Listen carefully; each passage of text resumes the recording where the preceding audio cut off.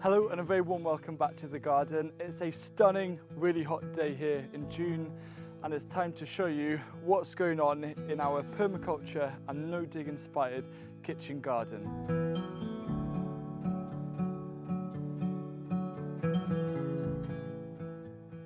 So we're here at the first bed in the entrance of the garden, and the first thing that we've got growing here is Ford Hook giant chard. It's a chard that I've never grown before, but I've been mulching it just because it is a leafy green and it needs a lot of moisture with grass clippings to help maintain the moisture. And you'll see that we do that quite a lot in the garden, especially in this video, because it's been so hot. We're actually running out of water because we're not on mains.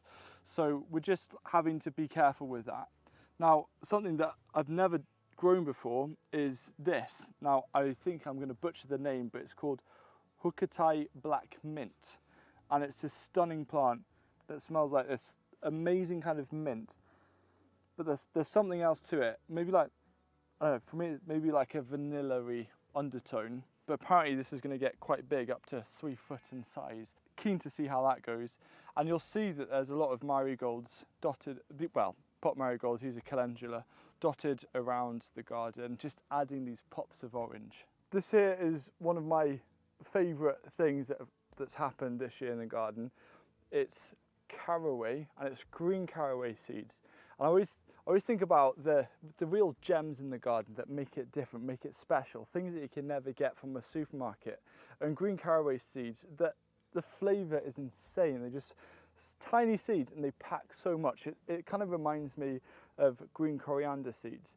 And it's a biennial, so it just overwintered absolutely fine, forgot it was here. Then these leaves came up and it shot up, and just about to do a big harvest of these amazing seeds that are so potent, and also they create these tiny little white flowers that you can also eat.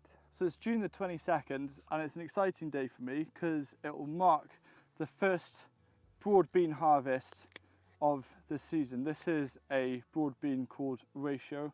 I think it's a perfect size, and I'm pleased with how these have been performing. There was a bit of wind, so we've had to put up a very simple structure using just bamboo and string, but they're looking nice and healthy. We've also, because we had really cold weather that knocked off a few of these plants, we replaced them with crimson flowered dwarf beans. I don't know which are which now, but all I do know is that I'm going to enjoy them. And now in the bed in front of me here, this is where we had our garlic, which did succumb to rust, so we kind of pulled it out nice and early. But the same day that we took out the garlic, we've put in quite a lot. So we've got dwarf beans, and then we've got 2 types of beetroot that we've put in. And then I've also put in a row of oca right in front of the carrots, just as something different. Oca is it's a stunning plant. It has lots of nice texture, and it's a nice tuber. So I had some plants, and there's a little gap there, and I thought I'd just put them in. So the biggest challenge that we are actually facing this year is not really the lack of water. It's actually a bit of a vole problem. It seems to be a bit of a boom year in their population, and for the most part we've been managing. I always like to sow some extra seeds, so if a plant does get damaged, we can replace it. And what they do is they bury underneath the plants, and this can then create an air pocket where the roots can dry out and then the plants can actually die. So very often it's actually about going around, looking where there is damage, and there's some beetroot here that I'll need to replace. But if you see a plant popped up, I just push it back down and I persist.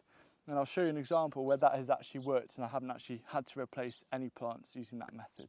So these dwarf beans were the first that we put in, and they've put on a lot of growth now, and they're just about to probably start flowering in the next week or two. We had a lot of voles under here, and I'd always come across plants that had popped up or were leaning over. I just kept on pressing them down, and all of the plants have survived. The voles have given up, they've settled, and now I can look forward to some nice harvests. So it's really nice because the borage is now all starting to come out around the garden, and I've been seeing a lot of bees, especially bumblebees, really enjoying. They're actually a really tasty flower. They're a bit like kind of on the cucumber spectrum is probably the best way in terms of describing the flavour. We've also got this dill here that I'm going to let flower.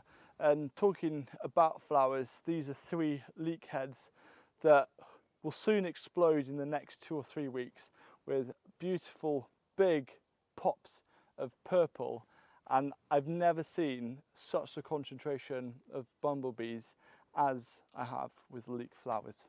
So the onions are starting to bulb up now, and these are looking really healthy.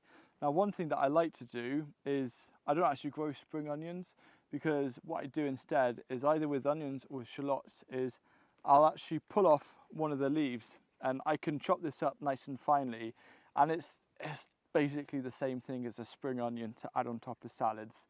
But yeah, we've got over 100 onions here.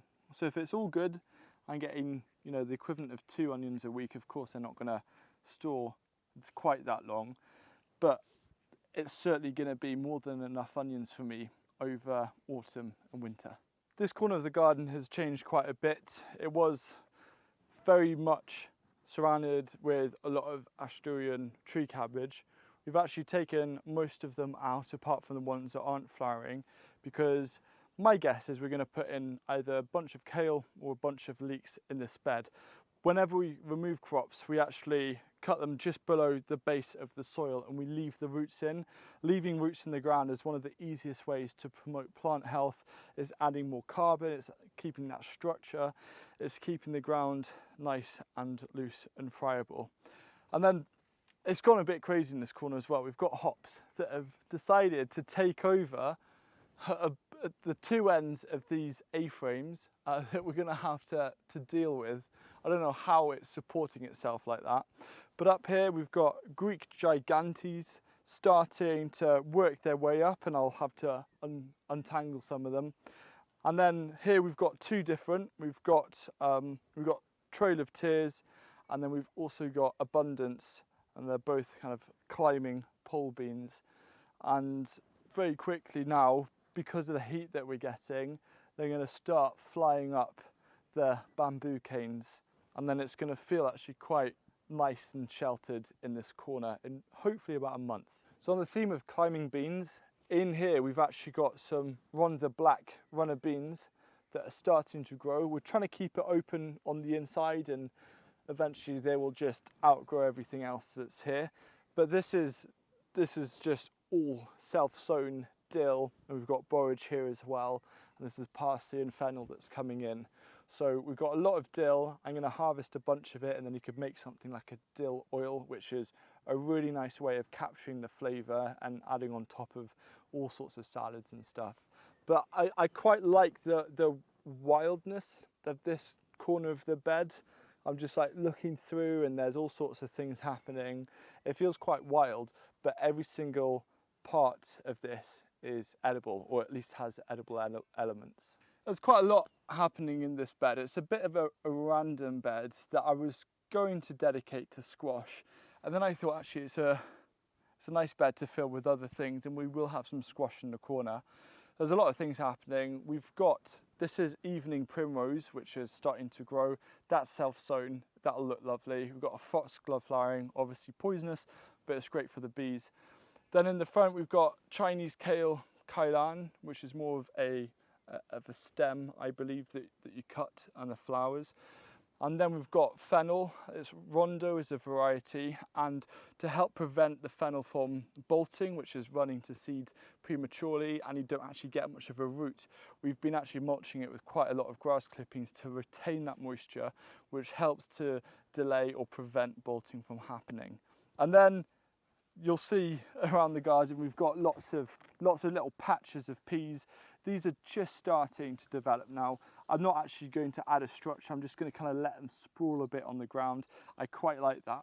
It makes it more exciting actually trying to go through and find the pods.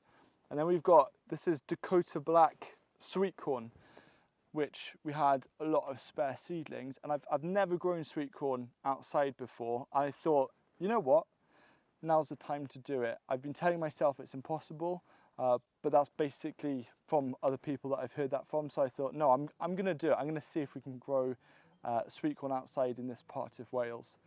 And then obviously I've got more peas in the front. That's Calvert and Wonder. And I like this bed. I'll fill it with a couple of squash plants, but it just feels like there's quite a lot happening.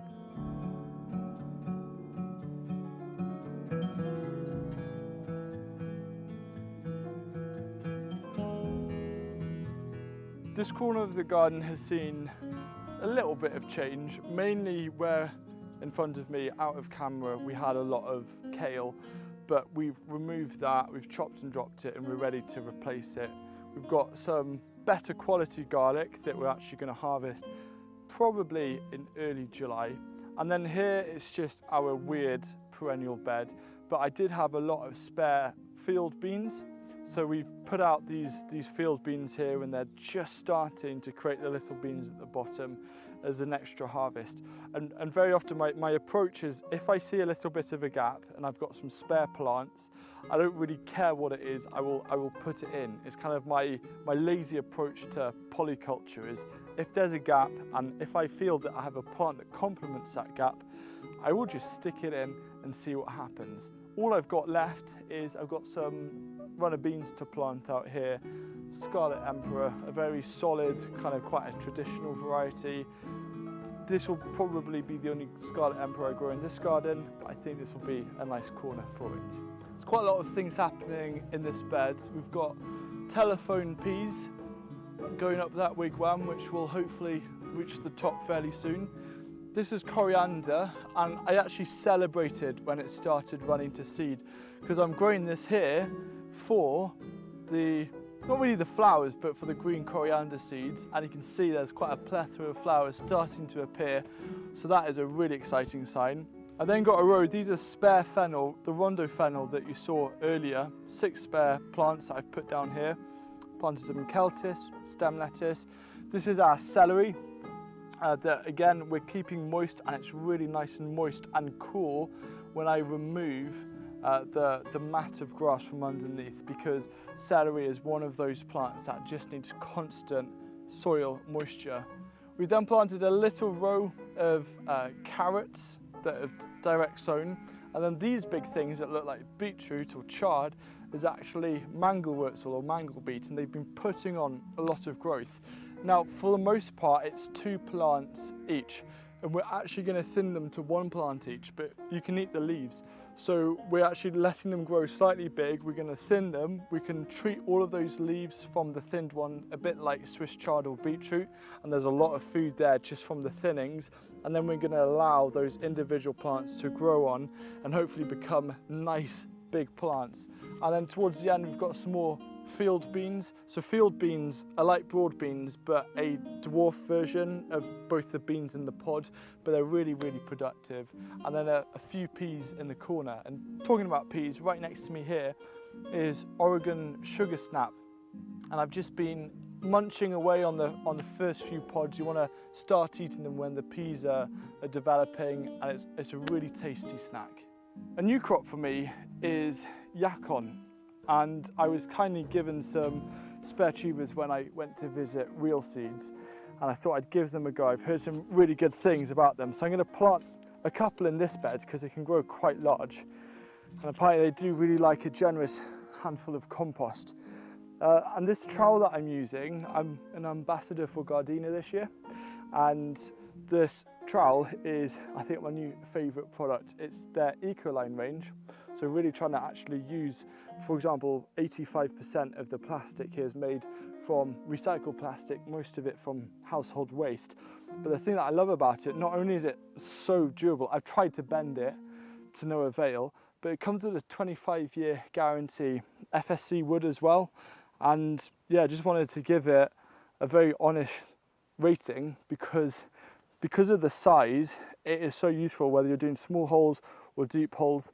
And it feels very solid. I've been surprised how many trowels I've managed to bend in my time, so looking forward to putting this through its paces. So I'm just going to plant a couple of yacon here, and I'm really curious to see how these do, because they're incredibly productive. They store well, the tubers, and it's my hope that they become a regular for this garden. In the foreground is a culinary field bean that we're growing. It's called Vesper field bean. I've heard good things about it. We're growing a lot here and also at our project site, and we're keen to see how they perform. This bed is one of the beds that I included in a couple of videos back about growing with a lack of compost. This is actually quite a low fertility bed, So we're just putting a few things in just to see how they cope. Legumes is one good one to put in, like the field beans, and also some peas here and some sweet peas. We're going to see how they do. But my favourite part about a bed, which I featured before in previous garden tours for this year, which we have a whole playlist so you can see month by month how the garden changes. I've been talking about putting in this row of foxgloves here because I always felt that this corner was just a little bit too green. There's a lot of green here, and now the foxgloves are coming into life, and they're adding this amazing pop of colour, and they've added a lot of energy and interest to this corner. So that's a prime example of, if you feel something's a little boring, think about a plant or something that you can grow, even if it isn't edible, that can really change the feel for it. And I really enjoy that about gardening. A garden's a blank canvas that you can pick and choose what you want to grow to suit either what you need or the feelings that you want or what you want to enjoy. So in the bed in front of me, we've got some parsley, radish, borage, Asturian tree cabbage growing. And then here we actually have, this is a shoot type broccoli, so a tender stem type broccoli that we're growing here, broccolini, which is really going to be really fun. I love it. I think it's tastier than broccoli because the stem is the best part. When I'm eating a broccoli head, my favourite thing is actually to slice up the stem and pan fry that in a bit of butter. This here is amaranth. It's put on a lot of growth in the last few days actually. I'm quite surprised. This is going to add so much colour. It's going to go to about this height, maybe a bit higher, with big shards of kind of red flowers. It's going to add such a punch of colour in this area of the garden. And then here, this is an overwintered fennel that's now taller than me. So it's heading on towards 7 foot, and we're going to let it flower because the fennel flowers are really tasty, have really a real delicate taste. And also the seeds, the green seeds of fennel, are really nice kind of aniseed flavour. And then we've just planted some other things around it. But I like this bed, I like where it's going. We've had fall issues in this bed. There's probably been about 3 or 4 beds where there have been quite serious fall issues. But as you can see, everything's just continuing on with life. So closest to you in the foreground is some yin-yang bush beans, which have these beautiful looking seeds. Here I just want to highlight what this is. This is buckwheat. I've never grown it before. We've got a lot of it at other sites. We've got a massive terrace. We're using it as a cover crop, but it's flowering and it looks beautiful. This is a form of ruby buckwheat. So the tiny little flower heads are just appearing, and you can see kind of like a nice pink colour.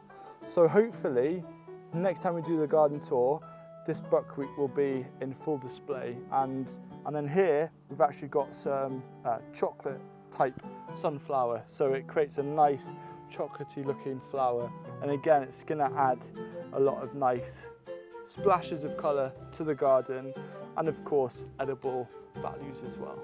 In this bed just outside the solar tunnel, lots of different things going. It's another bit of a bed where if we have some spare seedlings, put it in, because I like having a nice mix of different plants in a bed. If you think about it, a raised bed is almost like a mini garden in itself, and you can treat it like that. By far my favourite part of this bed though is more peas. These are Kelvin and Wonder, which are just a solid variety that grow kind of semi-dwarfing. And then we've got more Wonder Black runner beans there, some more sweet corn, you know, just lots of different things happening. And this is filling up quite quickly. So the bed that I'm sat at is our asparagus bed. Now just letting it all grow and die back naturally. I'm thinking of potentially next year intercropping with strawberries. Strawberries and asparagus is quite a common companion planting of the two crops. But I have put in the calendula hedge. In the last garden tour, you could see all just the little plants, but now they're all starting to flower, and they'll be flowering now for as long as I keep on top of deadheading, another 2 to 3 months at least. Then this little patch here, I've just got some more amaranth to just create a nice shard of colour. And then behind me, just letting the comfrey flower, lots of bees, and then we're going to add that to compost and the liquid feeds that we're making. This is our primarily it's a brassica seed bed where we start off our brassicas, you know, thinking everything like purple sprouting broccoli, kale, cabbage. These are basically ready size now to be transplanted into their final growing positions at a deeper level, because you can plant brassicas deeper than they actually grow. At the end we had our rat's tail radish. It's still there, but I'm now letting it all seed. There's no other radish that's flying at the moment, and I was really happy with how that turned out. And because the seeds came over from America and I'm limited to how many packets I can get, I'm going to save seed here and hopefully have my own supply. And then we've got some a globe artichoke, which we took a harvest from very recently, which is always a nice little thing to enjoy, and some more climbing beans. You've seen that there's a lot of wigwams and vertical structures in this garden. I just think that having something, because quite a lot of plants are horizontal, having then these kind of, not unstrategic, but just these little pockets of vertical interest and vertical growth makes a small space feel a lot more full, but it also helps make, in a different way, it helps make a big space feel more interesting. Rather than feeling too open, you're actually creating a lot of nice little rooms and areas of interest to walk throughout the garden and to kind of split up the view a bit. So the coffee ground experiment bed is actually doing pretty well for just the neat coffee ground, but we've got to bring order back into this chaos. So in the next garden tour, hopefully that'll all be sorted and I can give you a proper update. Plus we'll start doing the first bricks or refractometer readings on the peas and the beans to see if there's any difference, and I'll be able to share those with you in the next tour. But behind me here is one of my favourite things to see. It's amazing forests, or these rows of leeks, 5 different varieties. They're about a week or 2 away from transplanting now. I mean, some of them I would transplant, and I can't wait, because I've been without leeks for about 3 months now, and it's getting really tough. It's absolutely sweltering here in the polycrub, and so it'll just be a quick one, but most of the polycrub is planted up. We've got cucumbers, we've got tomatoes, the physalis is doing really well, lots of nice fruits coming off, and then as you can see, the corn as well. It's definitely doubled in growth over the last few days. I was actually shocked when I came to the garden this morning to have a look.